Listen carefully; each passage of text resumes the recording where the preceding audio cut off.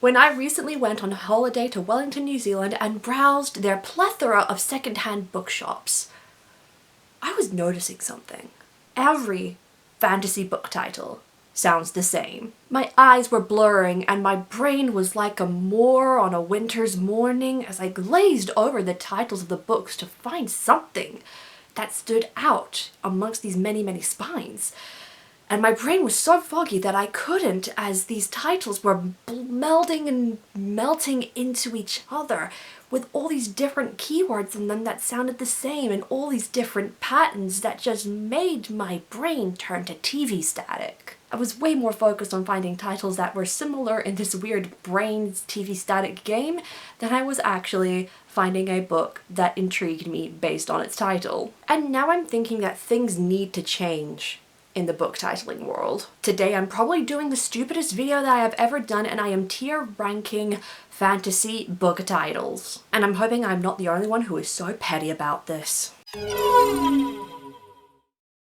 Now, this is a very opinionated video that I'm making, so I'm going to add some little facts about why we are seeing this happening, why so many fantasy book titles are sounding the same, with similar patterns and similar words within them. Minus the obvious fact that so many books actually exist now. With online sales being the way that most people buy books nowadays, especially ebooks for obvious reasons, I am unsure that this is a problem that readers still have, but as I am one of the few people who likes to shop in a physical bookstore, this is one that I'm finding is very problematic to me. Because of the way I'm used to shopping, I'm way more of a title first than a cover first person. Because if you notice, when going into a bookshop, you don't see covers next to covers all the time. You see the spines of the book first, where they have the titles of the books. Even on your bookshelves, it's like this. You will see the spine first, with the title on it.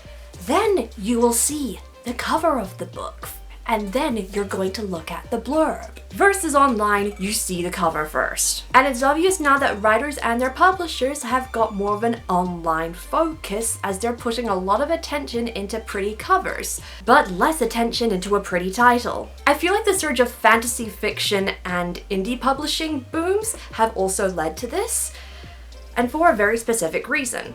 Search engine optimization. Search engine optimization, or SEO in the marketing world, is where you try and make a website page show as high up in search results as possible to try and get them as close to the first page based on what somebody puts in a search bar on Google for a website, or in the case of a place that distributes books, something like Barnes & Noble or Amazon. This revolves around getting statistics and guesswork in a lot of my experience in this area, to try and work out what kinds of words people will be searching and how your book relates to those words in the case of the publishing world. Sometimes money is involved, but you want to try and get it done as organically as possible. This has led to every book sounding so generic that it is painful. It's always about courts and shadows and courts of shadows. And there are certain book titling conventions that put me off ever reading them. Those conventions are what we're going to be putting into a tier ranking in this video. And it pains me that these titles are putting me off, because there could be such a great story within them, but you have a punk-ass title. You had to go and do that just to make more money. I mean, yeah, authors deserve to make money, but that feels cheap doing that to me. So that's why I'm tier ranking them and making this either the best or the dumbest video that I have ever made on this channel. Let's get into it. We are starting off with a title premise that is so well known and so memed that it's an entire minigame segment on Dropout Some actually. It's Can of Worms titles, Blank of Blank, City of Bones, Sea of Monsters, The Name of the Wind. This book is actually on my TBR, and honestly, this title feels pretentious because it's also very mysterious, but also brings on a lot of confusion. Empire of the Vampire. That one's fun actually because it rhymes. And then we get to this one, which is the most generic title I ever heard of, and it was among the Goodreads most read in fantasy when I wrote this script back in January. A Curse of Fate. See, this is the prime example of why I hate titles like this so much. It literally tells you nothing interesting. It's an obvious keyword grab, an SEO title. Like Curse of Fate. It's redundant. Curses are already related to fate. It's so bad. There is a rare fun title that can actually help you work out what the story is about, like Empire the Vampire. Hearing that title does make me want to read it, but I think it's more the rhyme than it is the actual blank of blankness. Because the rest of them, they give you so much nothing that you don't want to give money to them, and others are so cryptic that they can either intrigue you or confuse you. This is a D tier title. But I hear you ask, isn't there another one that exists that follows a similar suit that you haven't mentioned? Like one of the most best-selling fantasy series in the world that should not be a best-selling fantasy series?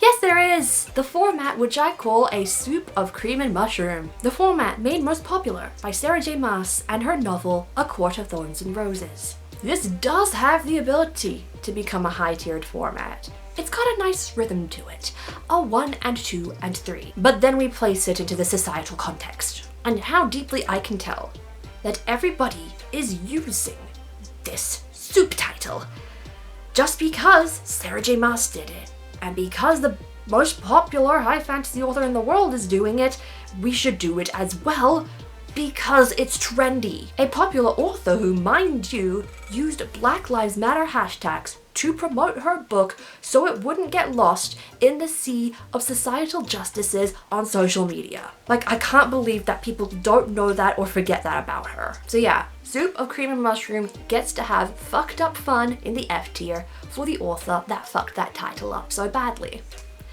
and has tainted the world of fantasy publishing forever. Okay, now we're getting into a subcategory here. We are going to have the next few titles be one-word titles. There are 4 kinds of one-word titles that we're going to be covering here. The first one is what we're calling your Beyoncé titles. These are the titles that have just a single person's name and nothing else. Fantasy books like Eragon, Matilda, Ilatsoe. I'm personally a fan of books that have a name of somebody in the title, period. What the single name title tells you is that this person is important, whether they are the main character in this story or not. So important and potentially huge that they only need one name for you to know who they are. That is epic. Like, you know someone is huge if they only go by one name. They are the movers, the shakers. They are here to fuck shit up and makes them appear intriguing and you want to know more about them. This is especially when the name is something that wouldn't pop up on babynames.com like Eragon. This is an A tier title. Next, we are covering what I call milk titles. These are just titles that are one word, which is usually an object, a noun, your noun titles. Sometimes it can be a verb, but more often than not, it is a noun in either single or plural form. How much I like this title ends up depending on the noun that you are choosing, because the noun that you have selected is going to hold great power in the story, ideally. Storm by Bedjed Cameron, titled that way because the protagonist's love interest has the ability to make storms and control the weather. It works, but it could be more powerful. There's probably plenty of other stories out there that have the word storm inside of them. Still, it works decently. Belladonna by Adeline Grace, because this is a poisonous plant, so we already assume that this poison, belladonna, is going to be used and people are going to die. We have very juicy bits of plot in there. I have a lot of this fun with this title in my own series because the title is a piece of magic or world building within the novel, but it's also an experience that my main character is going through. For instance, in the novel Exposure. And exposure in my world is the event which makes you see things that are otherworldly around you. But it's also my main character getting to know stuff about her past and getting exposed to these things for the first time. These are all good titles to me, but there are some that just are too generic for my liking. Like Rebel. That's nothing new and it screams keyword grab for me. You need to be very careful about what noun you choose. That is why this is a B tier title. But there is something weird at play, because for the next one-word example, we're calling it The Game. Because adding the in front of a word completely changes my brain chemistry. I don't know what it is, but for a term which in literary terms is a filler word, when you put it in a book title where it's just the and one word, it brings so much more power to that one word. Like it's not just a thing that exists in the world. Adding the in front of it makes it appear so much more important. It is demanding your attention. It is dominant. Like The Hobbit. It's not just about hobbits. There is a singular hobbit that's going to be a mover and shaker and change the world. Or The Watchers. Who is this group of people that's making my hair stand on end? Are they watching me right now? Or The Witcher. Who is he and what does he do that's so important? The in a fantasy title carries so much power that it makes this an A-tier title for me. We are now down to the final one-word category. This is what I call the snowflake titles. It is a compound word title. It can work with the in the front of it or not, but the one-word title is made up of two existing words combined like snowflake.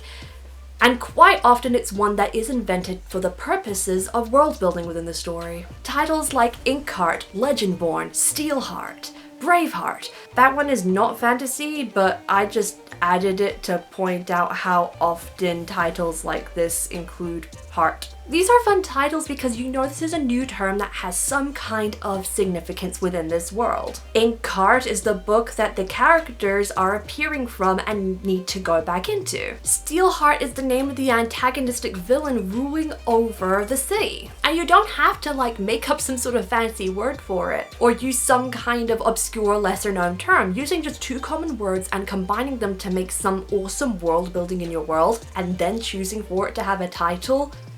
Love that so much. This is an A-tier title. Okay, we're into a new subcategory now. We're into two-word titles, which can include the in front of it, but it doesn't need to for the points of these next few titles. For this one, the main focus is an adjective and a noun, what I'm calling pickled egg titles. This includes titles such as Red Queen, Cruel Prince, Wild Magic, and A Deadly Education. I've noticed two things with titles like these. The adjective-noun combo is often given to a character, and like other titles in this list, it gets very keywordy and dependent for me. Like if you have an intriguing pair of words to give me, like ones that may not necessarily go together, then I'm here. But if it's something like Shadow King or Fairy Court, you lost me.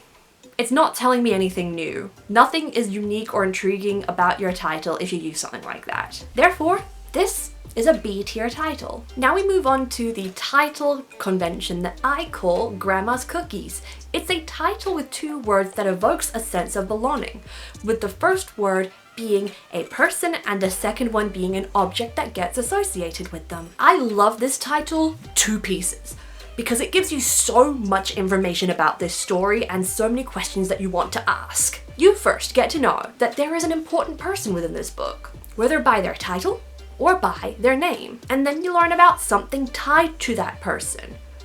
Who is the savior and who is their champion going to be? What or who is a rarekin and why is their familiar so important? This kind of title brings up all the right questions to make you curious about what is to come. If your book follows this kind of convention, I am here for it.